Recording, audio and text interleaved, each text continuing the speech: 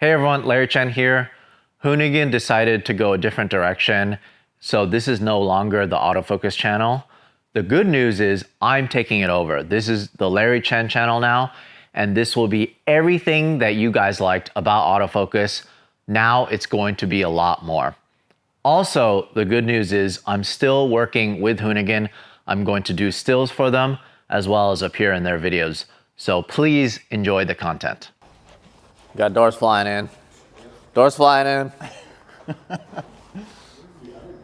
Got Tuerck detailing now, cleaning tires. We're running out of time. Sorry, Yeah. Larry. We're supposed to film this like a week ago, but just too much chaos, dude. It's not like you built a one-off crazy Formula One yeah, exactly. throwback. Between testing at the last minute and then fixing a couple things at the last minute and then that crazy freaking video shoot that Larry crushed it on with the chase shots.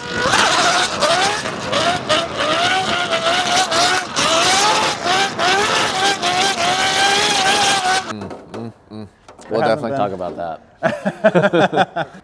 See, so that's for recording audio, right? Yeah. Because this vehicle, really the highlight of it is it's music to our ears. That's kind of one of the things that, honestly, I'm going to miss so much about high performance cars once they become all electric. That's never going to happen, dude. I don't believe it. Well, maybe not in our lifetime. I don't believe it. Hey everyone, Larry Chen here. Welcome to Autofocus. We got Ryan Tuerck. We got Dom, the fabricator, here. Hi. He's over there. And we are at Race Service with the Formula Supra. Yes. This is it. Yes. This is the one. Yes. And what's crazy is this actually started life out as a street vehicle. Right? Yeah, so we got the car from Toyota as it was always sold to be this in the end. But we did some basic modifications to it just to kind of bring the car through its paces. And then after that, it was time to obviously strip it and build it into this maniac machine. Okay, so for those of you guys who want to kind of like a step-by-step look into this build, go to Tuerck's channel. He did such a good job in terms of documenting, in terms of the build process, all of that, including the dyno, and then of course now the final video, or at least one piece of it, just got released. That was a whirlwind. I feel like I'm still recovering from that shoot. I mean, because we all are. It legitimately was shot and edited in 24 hours. 24-hour period of, a 4 a.m. call time to, finishing the day at obviously dusk because we lost light in those mountains pretty quick. So it was just chaos trying to get as many shots as possible into like what, a 6-hour window almost, or a 7-hour window of daylight. It was insane. Yeah, it was really insane, and I was really blown away with the stuff we were able to get. But we'll talk about the car, but one of the things I really want to know from you is what it's actually like to drive this thing.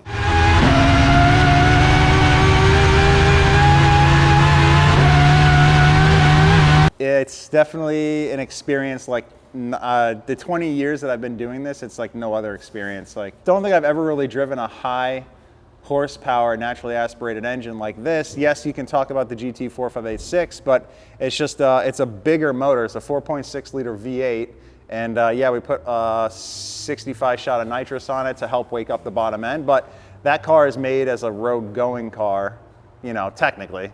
And this is just pure bred on racing. So it's just two completely different power plants as far as that's concerned. It's a 4 liter V10, makes more power. And it's just, it's so smooth though. The engine is so well balanced and the car is so well balanced. We got basically a 50-50 split on weight ratio. Dominic placed the engine as low as we possibly could and all the way on the firewall. So everything just really is well balanced, and driving the car feels extremely well balanced and just super smooth inside. First of all, I had no idea you were such a nerd.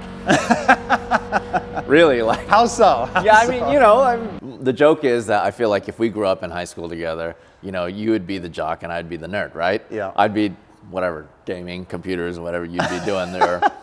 I don't know, football, baseball, whatever. But the fact is, you know, you are a true nerd, car nerd, and you love it so much. And the fact that you go out of your way, just really come hell or high water, to build this thing in honestly probably the worst of times, to get parts, to get just stuff done, right? And now we're here, now at the end of this, or I mean, I wouldn't say the end of it. Start. Really the beginning, yeah. The end of the build, but the start of really using it, enjoying it, all of that. And honestly, for me, it was such a pleasure to see you drive it for the first time at Willow Springs, get it sideways for the first time. And one of the funny things that was that I saw was how surprised you were that everything worked. I guess, is that bad or? No. It's like I was confident in obviously the craftsmanship and Dominic's experience and quality level of control, and just like double checking and triple checking all the things. So I wasn't surprised that there wasn't any leaks or anything. And it's just, this has been such a massive project for me and such an undertaking, and I've literally learned like 5 years worth of knowledge working with Dom this last year and a half, that like it's so hard to comprehend a lot of it. And then like just compounding all of that with my personal relationship and being away from home this whole time, it just created this thing of me just being a nervous wreck. And especially getting to drive the car the first time, it was more of like just wanting everything to go so well, but being more nervous than excited kind of took over. So once we got the first couple laps out of the way and everything was working awesome, it was just like, man, it's, you know, the pure enjoyment and smile came on, and just really made it special. So I think a lot of that probably came from the GT4586 launch, which was pretty crazy. Very hectic. The hood breaking, or the night before load-in at SEMA, all of that. The hood just getting destroyed because hood pins weren't put in. That and a lot of that car was built by a hobbyist and got the job done, but not in a very quality way. And then we have had lots of issues with that vehicle that my team has corrected a lot of it. So obviously it stayed on track and it's done what it's done in an amazing way, but there is no comparison from the quality of that build to this project. This is like light years ahead of how that car was built. So yeah, it's very evident of that too. Yeah. So let's just kind of break into it. Let's check out the engine first, because of course this is the highlight. As if the rest of it isn't crazy. I mean, like, everything on this thing is crazy, and it's, I would say, honestly, probably the craziest Supra build or Mark V Supra build I've ever seen. I hope so. You know, I mean, there's just so, it was a platform, you know, as you know, the last SEMA show that happened. Yeah, and there was a lot of Supras out there. It was 50 Supras, right, at the show, which I didn't even think that you could have that many of the same car at the show. But this is, I mean, just insane. So, it is, so let me tell you, because you're showing the engine bay, it is slightly unfinished. We're still waiting, supply chain issues. We're still waiting on an AEM carbon fiber intake. So we have kind of we're running the ABS 3D printed one, and it worked, obviously. It's just not the showpiece that we're looking for in the end, obviously. And then we have this little divot indentation here because Dom has a carbon fiber / titanium and strut tower brace that he's going to weld onto the shock towers when that part actually shows up. So I'm actually surprised how well this works. We are too. We were very scared, not going to lie. Because traditionally you would run it just velocity stacks, right? No, because some kind of... There would be some sort of filter. So the two cars that I've seen with the Judd V8 motors, the two hill climb cars, George Plaza's, the late George Plaza's car, and then Reto Meisel, I think that's how you pronounce his name, in an SLK 430, I believe.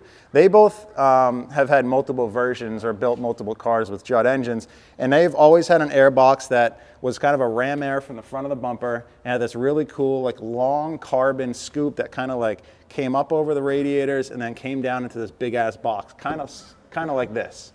So it's more of a ram air situation. Well, we're doing more of like the BMW S85 version where we have two feeders coming off the sides, and then we're picking up with the two filters right in the front. So a little bit of ram air, but we don't have our ductwork on yet, of course. There's still quite a bit. The last 10% takes the longest, right? So there's still a little bit to do on a ductwork and some other things. But and then Dom's going to make some really nice aluminum flanges that will bond to the carbon fiber intake that we get, and I'll have like a Vangeon clamp around here. So that'll all look really pro. The fit and finish, all of this work, it's just genius. It's crazy to me how good it looks, but also how functional all of this is. Yeah. And we'll definitely get an update from Dom once he's done cleaning. But one of the things I want to talk to you about is the drivability of this and how bad the drivability is. Well, because it, like you said, the GT4586 was a Ferrari engine that was built for the street. Right. This is never, ever, ever meant for a street application. No. So it's funny, you know, in my comments, a lot of people are like, "Oh, it's an LFA motor." No, it's not. It's not even close. LFA was meant for the street. The only thing they share is Yamaha has helped develop both engines, I guess. In the beginning, I don't know if Yamaha had any part in the actual endurance Le Mans engine, but they definitely had obviously a massive part in the Judd Formula 1 days in the 3.5 liter, which this block was derived from, and a lot of the parts on this engine share the same as those. So that is actually really cool, and obviously both being V10s, but beyond that, I mean, this is just a really high tolerance motor that needs to be preheated before you even run the thing, and then a 2,000 mile rebuild interval.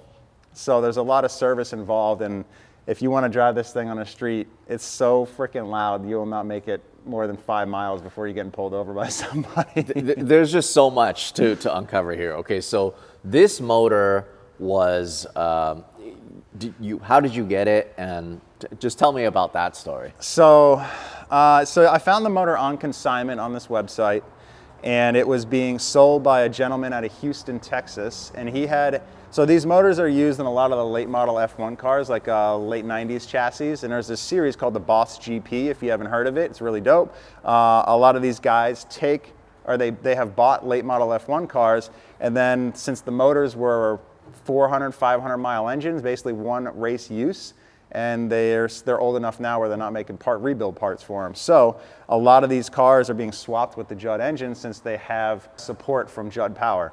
So this motor I found on consignment from a gentleman's late model F1 program, and this was his 0 mile refreshed Judd engine that he was parting out. He was selling the car and selling all the equipment that he had, including its engine. So I picked it up off of that website, and that kind of like, I actually had to sell my 2019 FD86 or Formula Drift 86 car, and bought this engine. You sold an entire Formula Drift legal, Formula Drift winning car, right? Yeah. For one engine. For an engine, and then the Hollinger RD6 transmission. Oh. So it was like, that just goes to show just how much this engine is already. But I'm telling you, it was over 10 years that I wanted to do this, and then the opportunity of like the situation worked out where I found this motor for sale, and I knew it was sitting there waiting for me. I just had to figure out how I was going to get the money to do it. The end of 2019, Toyota said that they were going to support me under the Steph Papadakis Racing umbrella. So that means I didn't need my pro car anymore, and I was like, well, what am I going to do with this car anyway? Let's make the dream a reality. So let's talk stats, okay? Yes. So how many RPM can it rev out to? What are you revving out to right now? Liters, horsepower, all that? Yeah, so this is their Judd GV4, so it's a 4-liter V10. They call this one the Series 1 because they have a successor to this motor, which is a 4.2 with this has slide throttles. It was made for cable. We converted it to drive-by-wire. They have a second generation of this, which has barrel throttles, drive-by-wire capability from them, and makes an additional 30 or 50 horsepower, I forget. So revs to 11, it's rated rev to 11,000 RPM. We're running it currently at 10,500. We had a little bit of a harmonic thing with the drive-by-wire system that we're running on this, where it wanted to shut off right after 10,500. So we just set it lower to be consistent, and while we work out the other stuff. So eventually we'll run it up to 11 for sure, but right now is a little safe. It's already so crazy. I mean, when you say loud, I've never, ever, ever, I've been chasing drift cars for maybe 10 years now, right? It started with my 240Z and it's evolved. Now, of course, I use that Supra. I've never had to wear earplugs following another person. Never. Because I've never had to wear earplugs in my helmet my entire life, and I've literally been racing some form of motorsport since I was 9 years old. Okay, so we did, for the shoot, I think I chased you maybe 5 times, Yep. maybe 4 times, I think. Actually, I think it was 4 times. The first time, you didn't really get sideways. You pitched it out a little bit. And Yeah. I was like, oh, this is not too bad. This is not too loud. I was like, I can handle this. I had the windows down because I need to hear when you're on throttle. I need all the information I can get to film, you know, to Yes. get as close as I can comfortably. On top of that, you weren't running brake lights Yep. because I guess it was supposed to look faster. Production didn't want the brake lights Right. on. We turned them on, but they didn't want them on at first. So. Yeah, so for the last 2 runs, it was really nice to be able to see when you were braking so I can actually get that information. But then after the first run, or it was the second run when you actually got sideways, and I was kind of more closer to that door pocket. Yeah.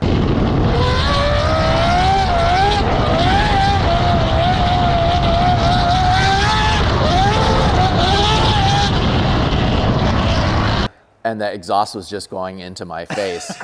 It was so loud, I could not even think. It Yep. was that loud. And from then on, I wore earplugs, and I'm glad I did. And it was still more than enough information for me to kind of know what you were up to. Yeah. But it's unbelievable. And you know, here's the thing: is while the videos are cool, the stuff I've been posting, the stuff Ryan's been posting, the stuff that Height and Race Service has been posting, all of that is great. It does not compare No to actually being justice. in person. So come grid life, It's an right? it's an experience altogether. Being Maybe around this at car. Formula Drift. Yeah. Maybe It should be at a couple grid life events this year. Definitely, my biggest goal is definitely the Michigan Festival at Gingerman Raceway. So that's kind of the big one I want to bring this to, and then we'll see what else. I need to find some. I just need to sort out my schedule for the car and all of that. And all that's Alpine coming. Horizon would be dope too, though. That would be cool as well. Yeah. Yeah. So, but if you guys, seriously, if you had a chance to listen to this in person, I mean, how often do you get to listen to these motors run, you know, and in Never. anger, I've- and also probably first time ever drift car, right? Yeah. Is it? Yeah. 100%. Yeah. So, but while this is not meant, Oh, it's not a drift car. yeah, that's but what it I'm is. saying. Yeah, that's what I mean. It's a multi-use. So this is multi-use, and that's why it has big brakes. But it does have WiseFab components for the drifting aspect, which we're going to have to make some changes to fit a bigger front tire on the car. And that's pretty much it. Everything else works well. We just need to do the fine tuning involved. The crazy thing to me is that we've been talking about the car for 15 minutes, but we didn't even mention one time that it's an all carbon body. Oh, yeah. Which Let's get into this. It just goes to show how crazy this car actually is. And also, I hope you guys can see how excited I am to talk about this thing, just because it's really a marvel. It really is. And just when you think you've seen it all, you know, in the tuning world, it's like you just set the bar so high. Let's talk about the body. Yeah, so the full HGK racing body kit from the boys at Latvia that are known for building the craziest drift BMWs you've ever seen. They had a customer in Russia that wanted a Supra. His name is Shikov Nikita. Sorry if I butchered your name. And Nikita is a GR Supra driver in Russia, and he used HGK to build their cars. They had a full body kit design, their first one ever of their own. Designed, and they did it at carbon Kevlar. So when I saw it come out, I liked the way it looked, and I asked them, I was like, can you guys do a full carbon body? They said, no problem. This is right when COVID was happening. So then, like, obviously massive delays on things, and just, you know, this entire car is carbon, so it just takes a lot of time in general. And then air freighting from Latvia to here and all that. So it came out great. It was a lot of work to fit and finish as well as it looks. So the fit and finish is great. The way that weave all goes one direction is super nice. I can't believe they were able to pull that off.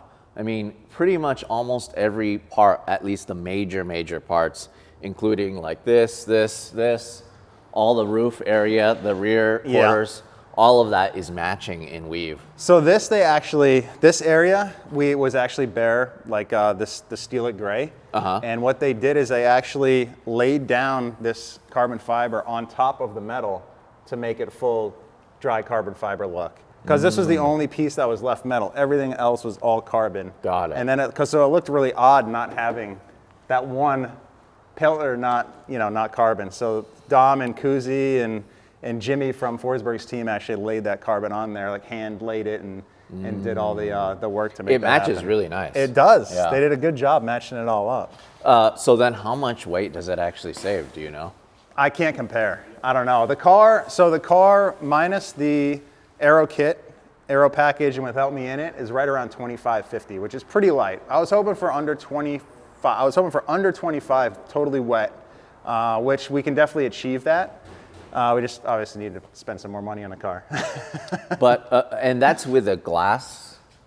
Yeah, Still with glass. This is OEM windshield, and it's really thin and actually really light. So the amount of money we'd have to spend on a piece of Lexan, which would have to be a lot thicker to pass like certain requirements, I think was either the same weight or even heavier than this windshield. So that's why we just decided to run it. And I like having a factory glass because you're not worried about scratching the Lexan and having to replace it after one season. But as it sits, that is so much lighter than a stock. And I don't even know what it is off the top of my head. 30 something. I think 32 or 31. Wow, that's actually really light. That's a lot Is it? lighter than I thought. I don't know. I mean, compared to new cars. Don't quote me on that. It might be Right. 33, but Yeah, but you like, take a lot of there's a lot of components in the car that you take out. You know, there's so much in new cars these days that it just continues to add weight in a vehicle. yeah, so body is absolutely insane. How much wider is it than stock? 45 millimeter wider than factory in the front and the rear. And the steellet, of course, it looks really nice. It's very clean. But the cage work is amazing. Dom did all of that. Yep. So Dom tied everything in from the cage through the firewall into the strut towers, and the strut towers and front frame rails being aluminum, we wanted to add a lot more structure to it. So obviously, when Dom adds the strut tower brace, it's going to tie everything in officially, but definitely a lot stronger the way it sits now for sure. So, but a lot of this stuff is derived from what you guys have learned in FD, you think? I mean, this isn't FD legal. FD wants the crumple zone, like the full crumple zone. So, I mean, it's just kind of, I don't know, where would you say this came from? It's just from other cars of the racing world. If you're not in FD, then most cars have, at this level, have bracing all the way to the front through the firewall that's tied into the roll cage. So everything is all tied together. And because one of the big things is the cooling system is in the front. Yeah. Right. Yeah. Versus most FD cars are now in the back. Which is not all of them. Yeah, and the other big thing is obviously the airflow through the front, because this motor is made to. This one thing we haven't talked about is this motor literally is made to only operate in its power range. It literally, like the alternator on the side of the engine, which is only a 35 amp, the oil pump, and the water pumps, that nothing really even starts working till like 5,000 or 7,000 RPM. Everything's made to only work and flow at the rate of cooling at high RPM. So this thing really just wants to live between like 8,000 and 11,000 RPM, or even 9,000 and 11,000 RPM. Yeah, because it just doesn't make sense if it's idling. What does it idle at? 1,000? It idles at 22, which we set. But it's not really, nothing's really circulating. Like Right. oil pressure looks very scary low at that RPM. I couldn't imagine that, right? Because the thing revs out to 11. I couldn't imagine if it was working properly at 2,000 or 1,000 RPM, how fast it would just work too fast, right? You would be on the other side of what what its output is. Right. Yeah, That makes sense. Which would wear everything out. Right. So then it's so limited, and that's why you can't idle. I think that's why you were on the radio yelling at everyone like, "Hey, hurry up, get the shot ready." Yeah, hurry up. And that's also why it's a lot easier to get towed around by my truck. Yes. Just getting like putted around versus actually. And I'm not trying to add any unnecessary running time and mileage to the vehicle just because of the short rebuild interval or lifespan that it has, Yeah. All right, let's move to the back here more.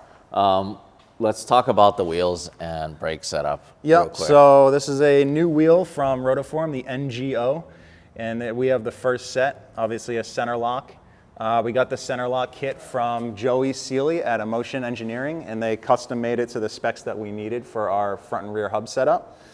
Yeah, this is super cool. This is like real race car premium stuff. Yeah. The thing I love about Rotiforms, they make a lot of center look wheels. Yeah. And I love that trend so much. I think it's super cool. It kind of hides just the lugs, and that way it just gives it a cleaner look, right? Absolutely. Or it also gives it a race car look, right? Yeah. That's what I run on my Supra.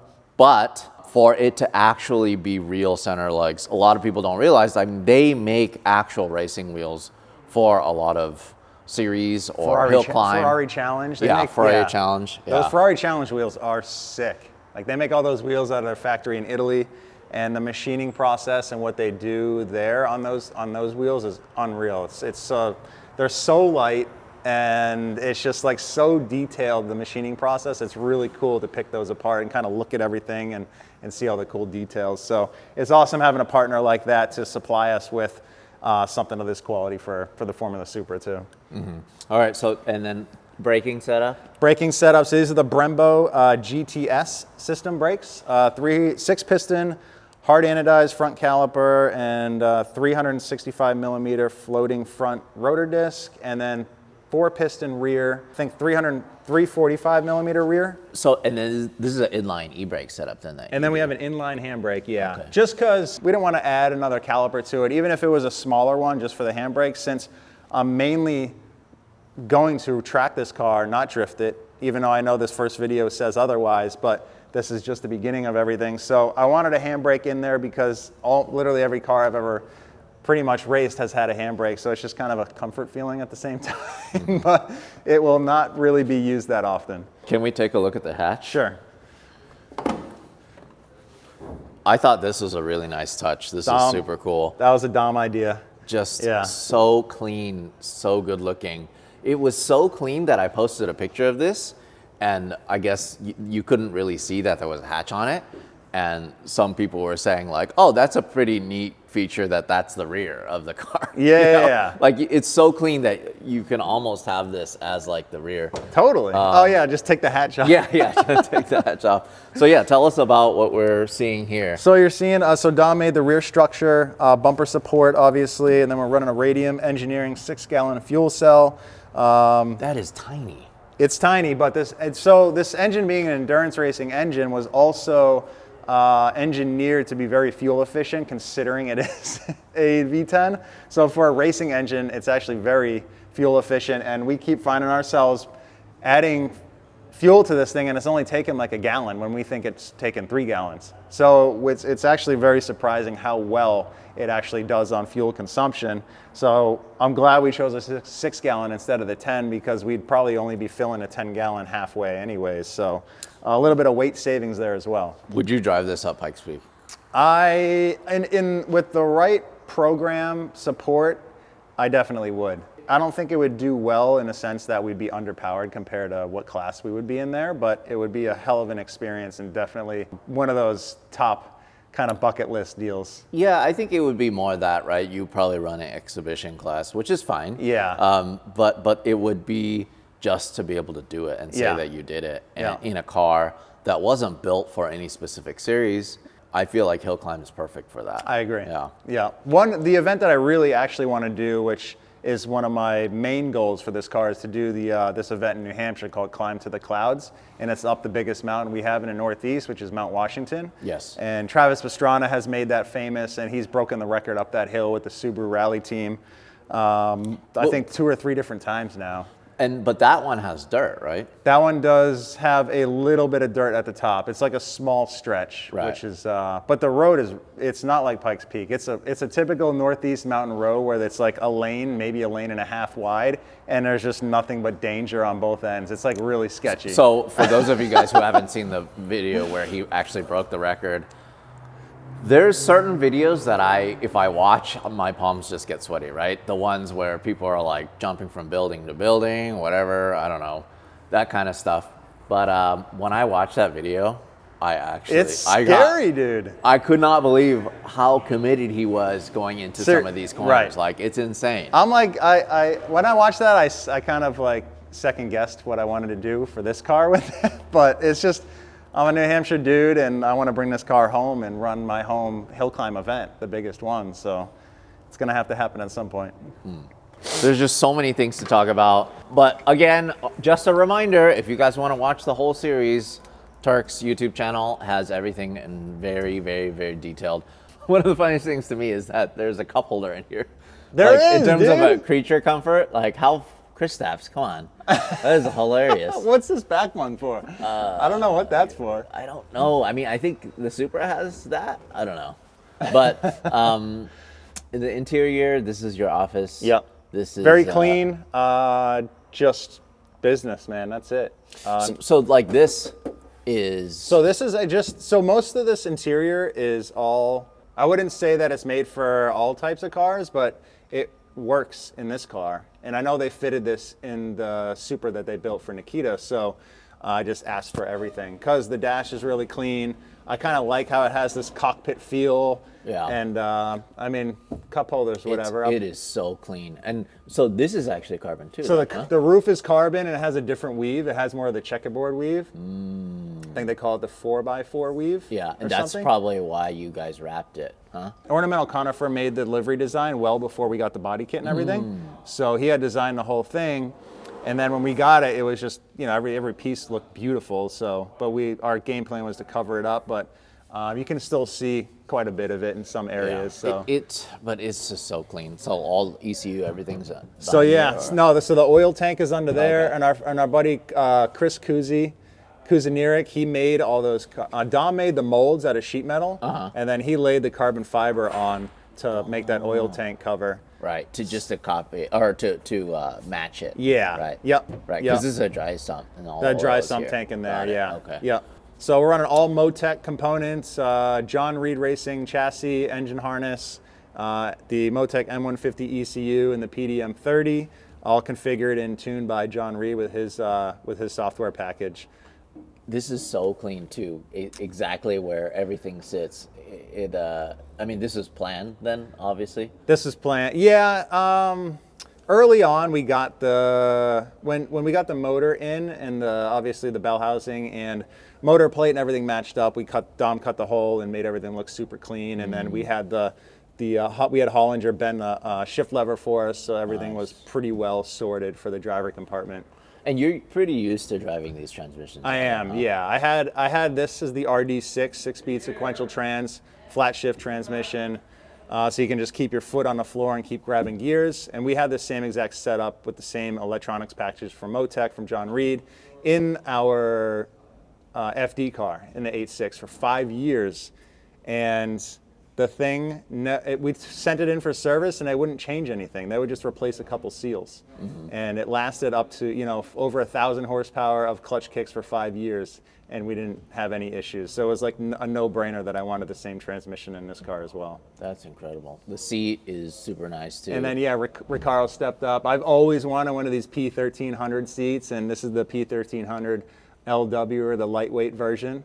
And it's just, I've never had like shoulder bolsters before. It really hugs you in so that when you're turning, you can really have some support, which is awesome. So everything about this car has been like a new experience for me, minus a couple key components like the transmission and electronics package. So it's definitely been awesome. Why is there a PC here? Yeah, so Height, the sister company to iBuyPower, they stepped up to be a content partner and technical partner on a build. So they help support this project to basically bring it over the finish line and then create this epic video that you and I shot together. So if it wasn't for them, we'd have a car that was probably finished with absolutely no action video budget or anything. So they came in and supported this project all the way through and gave us what we needed to create, you know, an awesome video. But eventually there will be another seat here then, right? Maybe. I haven't decided. Well, but I mean, you gotta show. It's a race car, right? Why do I need to give anybody a ride along? Oh, that's the whole point. This thing is so cool. This would be amazing to ride in. All right, I might do it for you, Larry. I might do it for you. Or at least temporary. I mean, we do have a second seat, and there's already the structure built to put the base in, so we'll see. Very cool. All right, can we take a look at the underneath of This thing, well, first of all, this doesn't have doors on it. Yes. And that's by design. And it's just for ease of use, right? Race car things. So yeah, Dom made door pins for this thing, so we can just pop the doors off and on like a lot of race cars have. And it's so convenient. Like I want all my cars to have door pins now, so we can just pop it off. And also, one of the coolest things is pin stands. Yeah, pin stands. Like Also straight another up thing I've never had. WRC status right here. That is so neat. I mean, that was one of the first things I noticed when you guys were testing it. So much better than jack stands. It gives you so much more confidence when you lay the car down on the pin stands. Like this thing isn't going anywhere, and there's no like rocking or anything. Like the car is just stable. So it's definitely awesome having that. Just another cool added thing that Dom decided to do. Just randomly, like, it's time for pin stands. All right, let's take a look underneath this thing. Look at Dom, just his baby, man. He's just caressing his baby. This is the service hole. He's just making sure it was all good. Oh wait, so nothing actually goes here? No, a plate does. Okay. Yeah, but we can inspect the clutch through here. Oh, that's neat. Look how small it is. Yeah, it's so tiny, dude. It's like Formula One stuff. Yeah. 5-inch 4-disc carbon clutch. So what made you guys want to anodize all this color? It was I don't know. It was just I always wanted gold as an anodized color just because I grew up racing dirt bikes and I always saw like the Olin suspension on people's bikes and thought that was the coolest thing on the planet. And then Dom was also down. Yeah. So Dom, you made all this stuff, huh? Yeah, I didn't machine these actual parts since we don't have like a CNC here, but I designed everything. And one of our friends, Ferrari Steve, he runs OMD in San Diego. He machined those for us. Yeah, it came out amazing. So my joke with you is it's like, what don't you do? You do so much stuff. You make the coolest wheels. You built the best 7 Series I've ever seen in my life. And you just create all this stuff. And you're so young. How do you know this stuff? Like, you're the next generation, or you're the current generation. And who passed on this stuff to you? A lot of this stuff I just taught myself, really. My dad really isn't into cars. Like, he knows how to work on cars, but he doesn't do anything near what I do. And when I was younger, I, for some reason, was interested in welding, and I didn't know anything about it. I bought a welder at a garage sale, and I just messed around, and, I watched videos on YouTube, and, just trial and error, and, messing around with friends' cars, and working on my own car, and, you just learn from experience. And I'm just like really crazy about making everything super nice and perfect and work properly, so I take a lot of pride in doing that. I don't like to like cut corners or like make anything, That's the thing is, it's like form and function and also efficiency and speediness in terms of how fast you can make it too. Yeah, That's kind of what blows my mind. It's like one thing for it to come out perfect after a long time tries, and a lot of revisions, but you just get it Dom done nails it quick. pretty much every single time, the first try. I mean, we need more of you in the industry, I feel like. We need more young people that want to do this. I always say, like, when I go to these, land speed races, drag races, or whatever, any kind of racing, I see these people, and I'm like, man, please pass it on. Pass on all this knowledge to the next generation, because we want to keep car culture alive as long as possible. So yeah, I definitely appreciate that. Let Dom walk you through all the exhaust, the headers, and everything that he did down here. You made all of this stuff? Yeah, so this is all made out of Inconel. One of the most difficult parts of this exhaust is the collector. It's a 5-into-1. So we had these 3D printed out of Inconel. You can make this by hand out of like tubing, but not to this level, just the way how small it is and how tight everything is. And it's just better to do it printed like this because it's all one piece. So there's no welds that are gonna fail. You can make it lighter, you can make it look better. So that's why we did that. But all the tubing we bought bent pieces, and I cut and fit everything and welded it together. Those were a lot of work. That was probably one of the most time-consuming parts of the project, just because of the limited space. This engine wasn't designed to go in this chassis, so it took a lot of figuring out to make everything work properly. And this plays such a key role, actually probably the most key role in terms of the sound. Yeah, So you guys had to make sure it was close to One of the equaling. cool things, they never ran an X-pipe on one of these Judd motors, so that's possibly why it sounds the way it does. Those cars that the motors are normally in, the exhaust just goes right out of the side, so there's no crossover. And also, I think the collectors are better than what they had then, because this motor's from like the early 90s, and the technology wasn't what we have today. So the design of this is a little bit better than probably what they had back then. Yeah, this is absolute jewelry right here. I just can't One of the believe crazy how clean things it is too, like, even though both sides are different, every runner is 26 inches long, and they're all like identical, like 100% perfect. as close as equal length as possible. It is dead on, yeah. So we had some modeling blocks. They're made by Ice Engine Works, kind of like Legos, and you can snap everything together and figure out the lengths before you actually make the part. So that helped immensely. And the exit is super cool too. Like this is something you could have gone out the back, but it's actually a lot easier for you guys. Like, how did you figure out to get out this way? It is easier, but another thing was we're going to have like a full flat floor on the car with a diffuser, so I didn't want the exhaust to interfere with any of that. So one of the cool things we did, like I actually had to notch out the chassis to fit it through here. And also one of the reasons I did is like, who else is gonna do that? You know, might as well. You have one chance at it, so let's do it, you know. And I think it just looks cool. Yeah, I also love the way it looks on the outside. It actually has a shield because this is such a high impact zone. Yeah, one of my worries was just rubber coming off the tires from drifting, and even road racing, rubber coming off the track. It would just probably melt onto the exhaust. So this outer portion, the exhaust doesn't actually come out of the outer portion, just the inner pipe, but this is kind of like a heat shield. So that's why it's not getting discolored and, you know, stuff melted on it. So that worked out pretty good. Oh, incredible. So tell me about this stuff. Wait, so this is the alternator? Yeah, so the car actually has two alternators on it. There's one on the engine, which is very tiny. It's only 30 amps. So small. So that's not enough to run all the electronics on the car.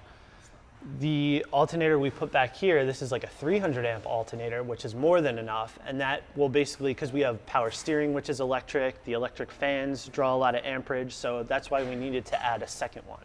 Yeah. But so this is interesting in that this spins as fast as the gear you're in then, right? Only in 6, because 6 is 1-to-1 gear ratio.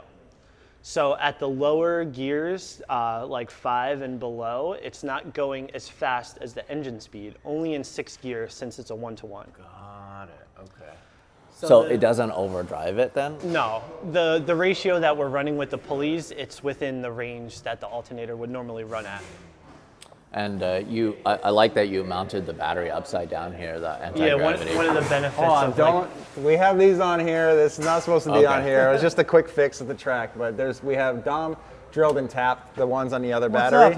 Oh, hey, what's up? Hey, I'm in autofocus. Oh, finally. Oh, don't hit your head. Dom, you giving a good interview or what? Yeah. You're Yeah, ruining no, he's it right killing now, it. right? He's killing we it. have we only have 5 minutes. All right, let's go, Dom. Let's go.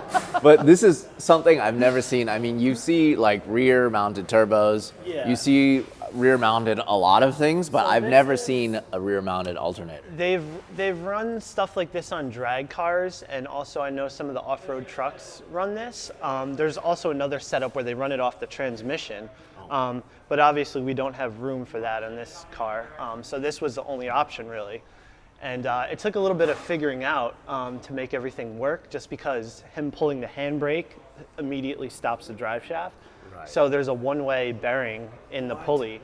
So when he does pull the handbrake, this can still spin. Yeah.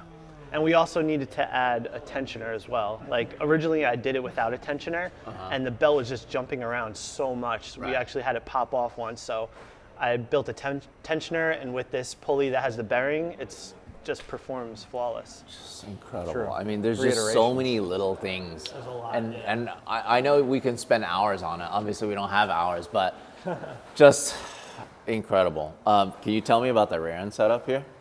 So it is the stock Supra subframe, but it's modified. Everything is modified on it. We're running a Ford 8.8 differential. This one is all aluminum. It came in like the Explorers, and the Mustang Cobra actually runs these.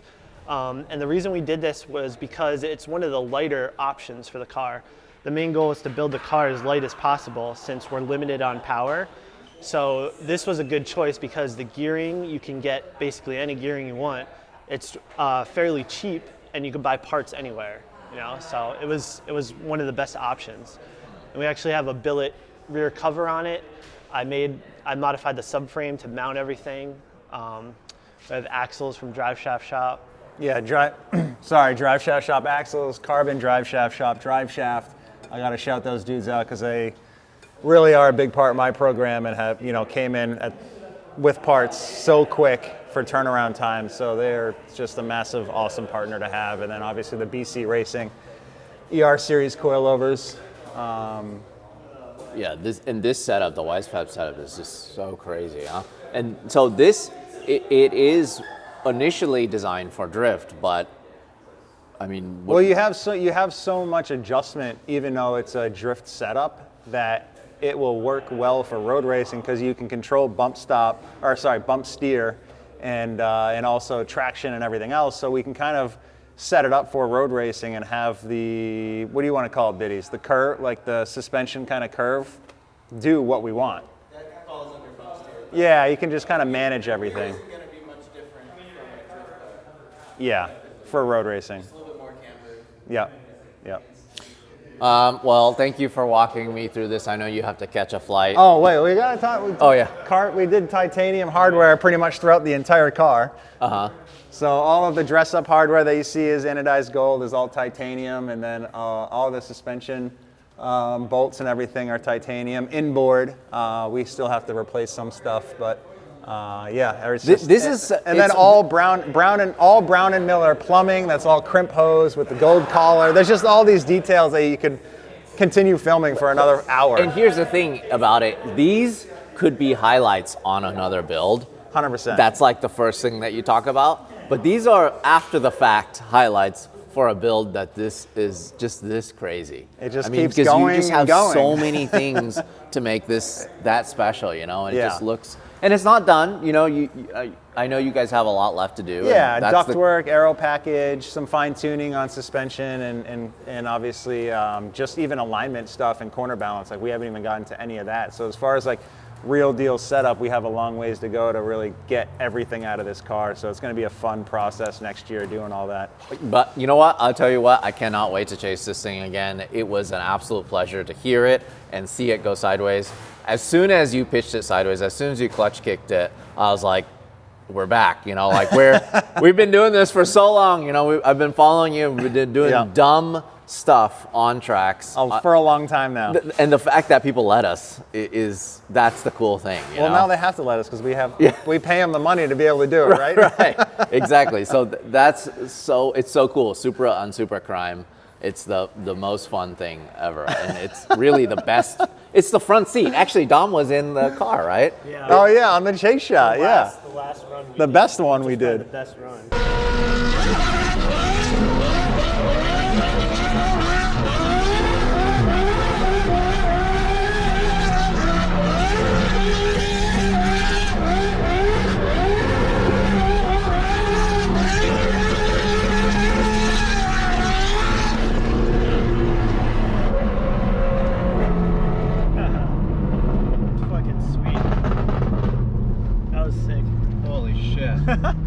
It's so weird seeing a Supra do that, like with that noise.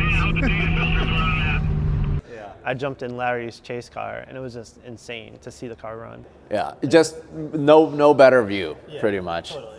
I mean, versus actually being in the car. Yeah. Yeah. Or being in a tandem car. But then it's I don't different. know, being It's a in little this car different. was nervous as hell. Drifting it for the first time, like pretty much while you're chasing me. Yeah, but Yeah. also like, I mean, how fast do you think you got to? We could in this check, thing? but I don't know right now. It was third, so obviously we needed a little bit more gear because I was Yeah. on the limiter quite a bit. And managing the throttle is really difficult since it freaking revs so fast that like 3 millimeters movement on the throttle pedal is like a difference of like 5,000 RPM. So like throttle control was very I needed more time in a car to be better with it. But anyway, it worked out. Everything was awesome. But I was hard on the limiter to get through a couple of those turns at first. Yeah. Well, thank you guys. I know you guys have Thank to go. you. But Thank you, Larry. This thing is incredible. It's been such a pleasure to follow the GT4586 and then this. Yes. Yeah. I also want to thank my crew chief, Brian Hartsock. Hi. He played a big role in this project too. Tell him what you did. Let's see. You did all the plumbing. I did all the plumbing of the Brown & Miller, and I helped with the electronics and the alignment and final assembly with Dom. Awesome. Yeah. That's about it. Talk a lot of shit on the radio. Yes. Cool. I hope you guys like that. It was definitely a rush to get all this together. And yeah, see you guys in the next one.